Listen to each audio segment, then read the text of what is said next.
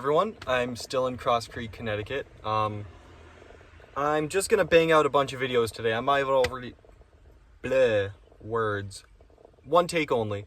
I'm just gonna bang out today, recording a bunch of videos of the games I've played up to now and post them, so then as I continue my travels, I'm up to date on my videos of the games I've played.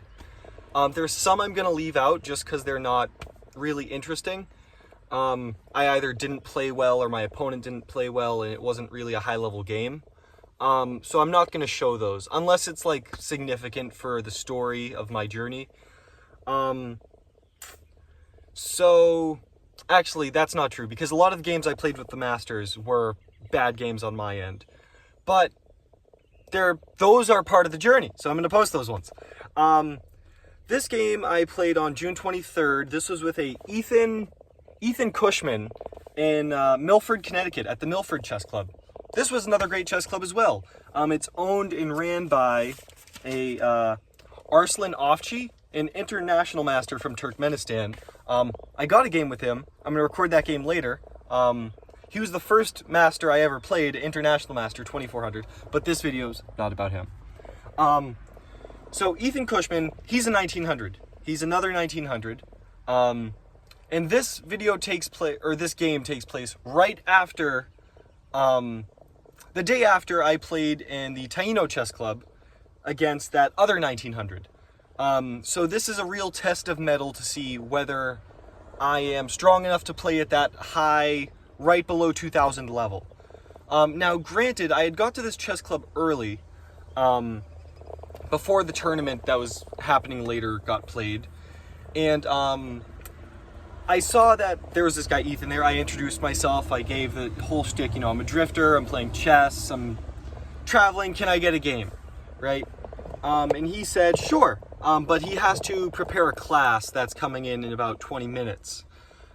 So he was a little distracted during this game. So I don't take full pride in my performance here, just because, like, he's not playing at his full focus.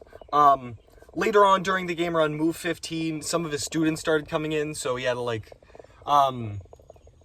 influence them to do puzzles and, you know, set up puzzles, you know, yell at them for talking too loud or bullying each other. But this is still a good game I played against this 1900. It was a Roy Lopez again, and he plays a very interesting variation. So let's get into it. Okay, so let's get into the game. I have the white pieces. My opponent Ethan has the black pieces. I play e4. He plays e5. I play knight f3. I play knight c6. Bishop b5. a6.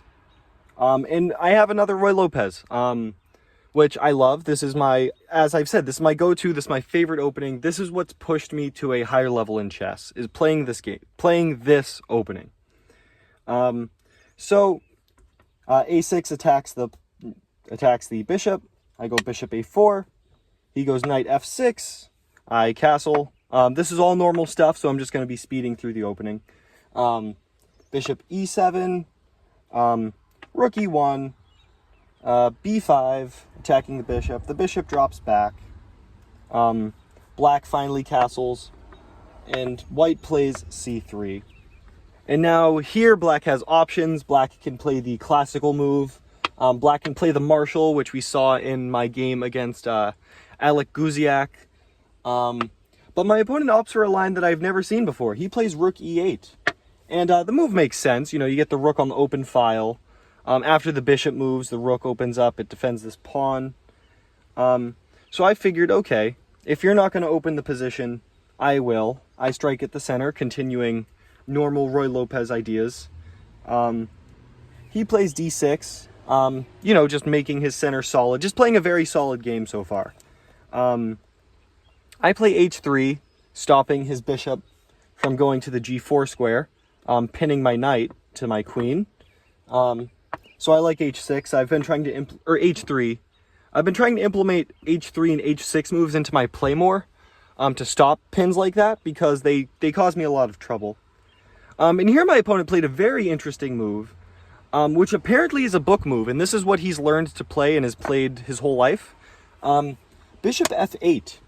And I find it very strange. Why would you move your bishop to e7 to then move your bishop to f8? And the idea is to castle, get your rook on this file, but then later bring your bishop to g6 maybe.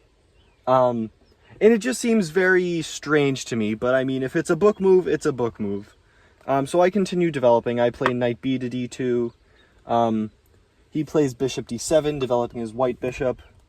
And then I played knight f1. This is a common idea in the Roy Lopez of going, bringing your knight from here to here to here, which is why you play rook e1, and then bringing your knight here, where it can hop to f5. And it's just a fun maneuvering pattern. So this is the position. I move to f1. He plays h6, which threw me off because I'm like, what's the idea of h6 if this bishop's here? Maybe you can fianchetto it, or fianchetto. I'm not sure which one's the proper pronunciation. I thought it was fianchetto, but then it turned out to be fianchetto. If you know, let me know. But h6, he stops my knight from hopping there, which just seems like a solid move. My opponent's just playing very solid. I guess he's waiting for me to make a mistake, perhaps. So after h6, I played knight g3, continuing this knight maneuver idea. And now he plays g6. And like, I'm confused. I've been taught every time you move a pawn, you create a weakness. But like, I guess this makes sense, right? He was able to play g6. Oh, no.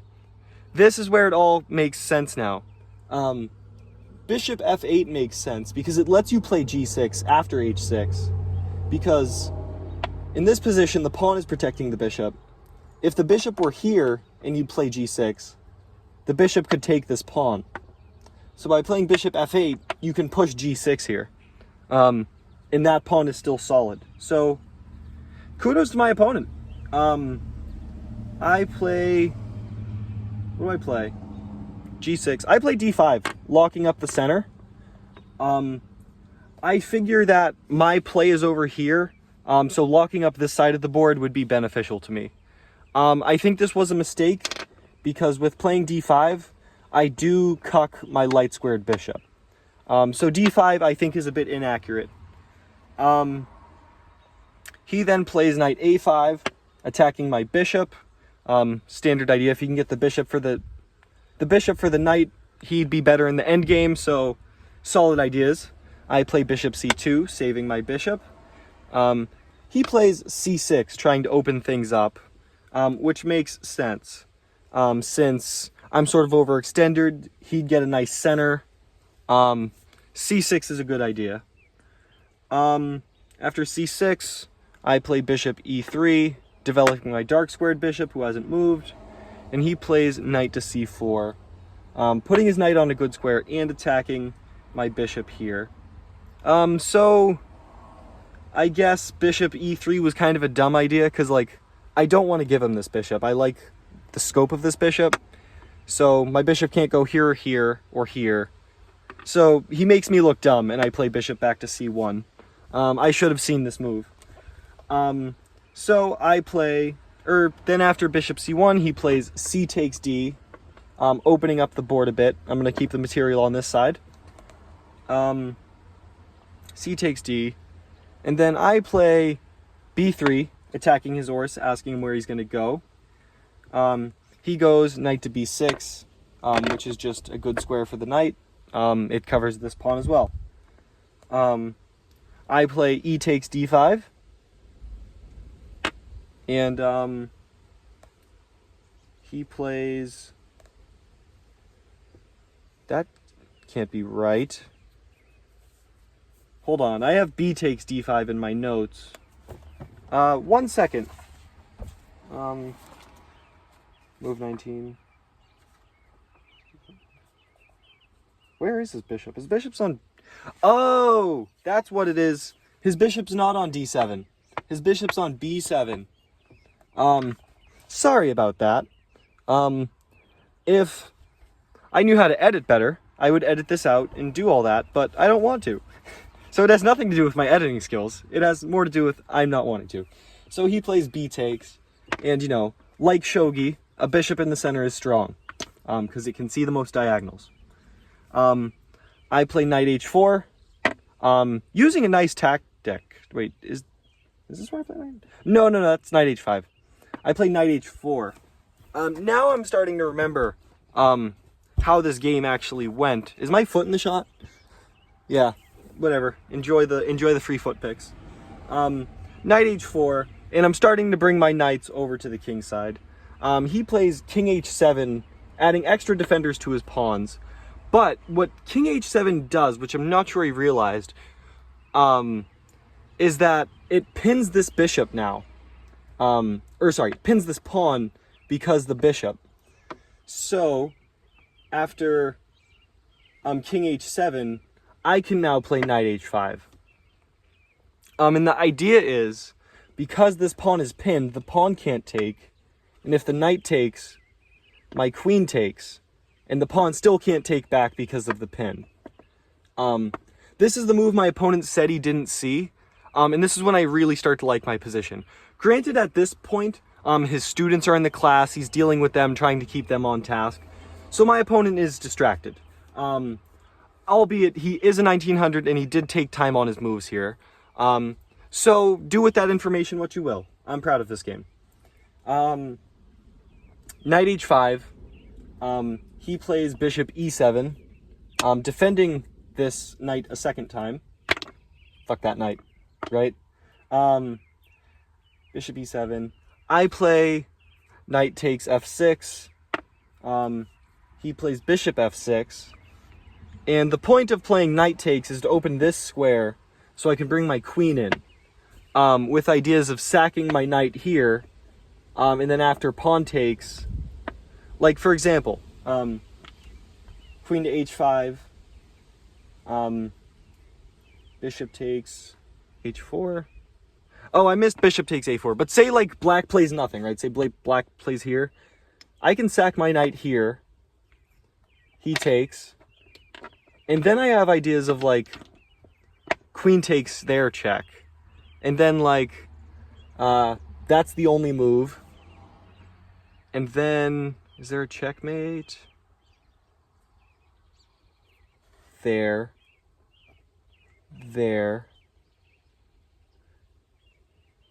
Check.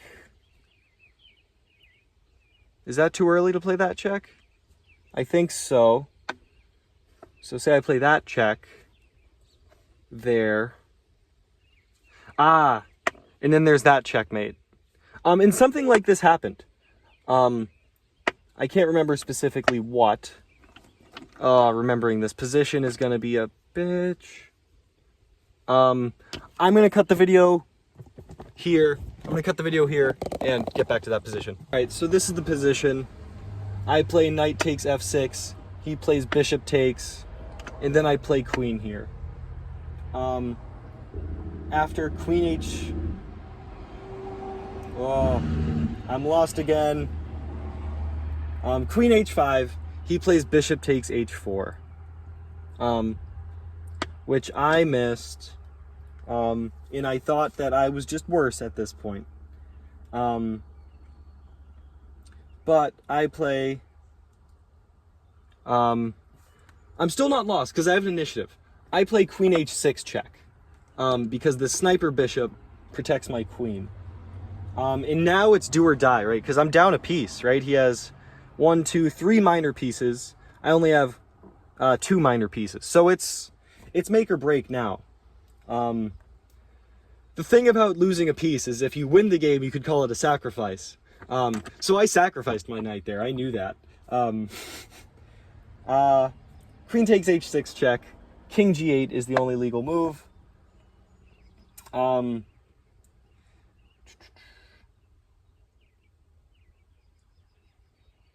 After king g8, I played... Oh, I'm losing my notation. Bishop takes... Oh, bishop takes g6. Another sacrifice. And this is nice right? Because you can't take this, right? If you take this, you're getting mated after check. If the king goes here, bishop is mate. If the king goes there, actually, if the king goes there, I might just have a draw. Fair enough. So I think that's the position. I hope. Oh, I keep doing this. I go into hypotheticals and then I lose the position. Queen takes h6. King g. Ignore this. I'm talking to myself. King g8. Bishop takes g6. And then bishop f2. Bishop f2 check. Oh, this was a nice idea by my opponent. Bishop takes f2 check. Because my king can't take. F2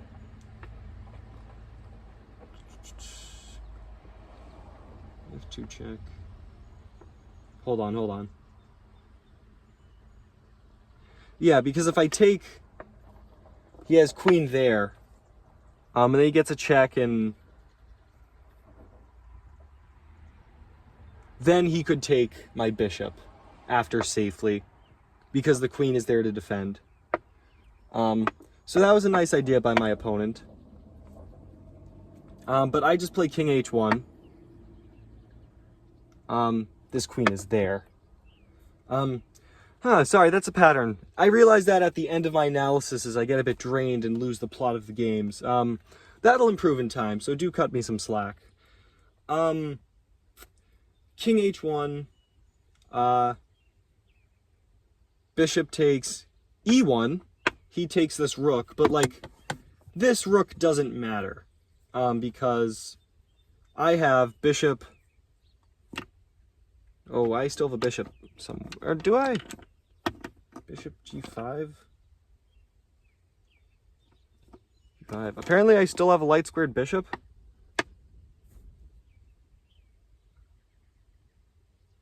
Yeah.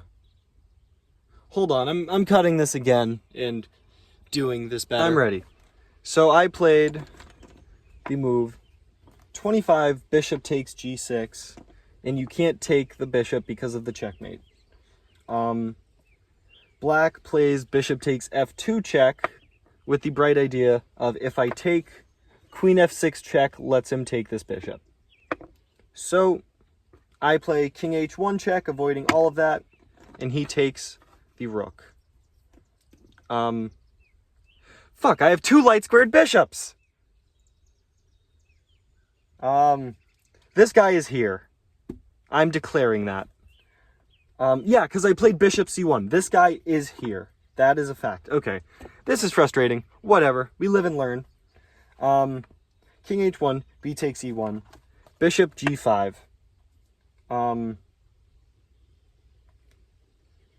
G5.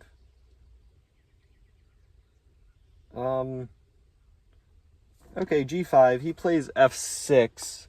And this just seems too weakening.